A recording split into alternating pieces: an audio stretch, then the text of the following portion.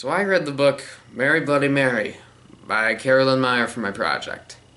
This book tells the story about Queen Mary's upbringing, which occurs during the Reformation when her father, King Henry VIII, breaks England away from the Roman Catholic Church. What I learned from this book was that events in Mary's younger life had a pretty significant influence on her eventual rule of England. Mary Tudor was the only child of King Henry VIII, this guy, and his first wife, Catherine of Aragon, this woman.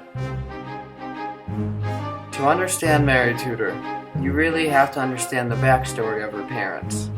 After years of marriage, King Henry VIII was none too pleased that he and Catherine had not managed to have a boy, an heir to the throne. To Henry, girls just didn't count. Therefore, their daughter Mary was the heir to the throne. But King Henry VIII started to take an interest in one of the ladies of the court, Anne Boleyn. This is when things really start to get interesting. King Henry wants to marry Anne Boleyn, so he asks the Catholic Pope to allow him to have an annulment from Catherine of Aragon. This was not allowed, so the Pope says no.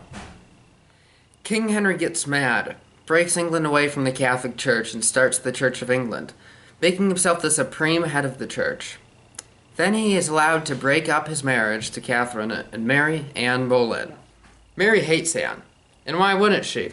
After Anne's marriage to her father, poor Mary is stripped of her title and her right to the throne, separated from her mother, and at one point put to work for her new half-sister Elizabeth. Yes, that's the future Queen Elizabeth that King Henry and Anne have together. But guess what? Anne Boleyn fails to give Henry a male child too, so he decides to have her killed.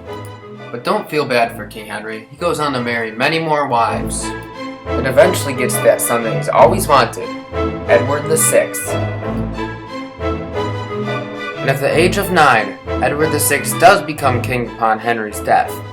Now it's important to know Edward VI was raised Protestant, and he took the Church of England that Henry had devised and made England an even more Protestant nation. However, Edward's reign was short, as he grew sick and died. So Mary is finally queen, and she decides that England needs to be brought back to its Roman Catholic roots.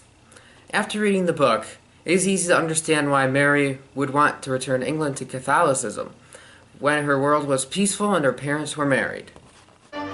Mary was hardcore in her effort to turn England back to Roman Catholicism. She devised the heresy law, an enforcement of the law that resulted in burning of over 300 Protestants as heretics. An action that certainly didn't win Mary any popularity contest. And so Queen Mary I goes down in history as Bloody Mary.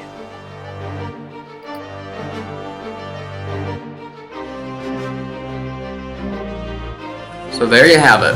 As the Protestant Reformation was occurring throughout Europe to stop religious practices that were considered corrupt, England also contributed to the Reformation by King Henry VIII's agenda, and what an effect they had on Queen Mary I.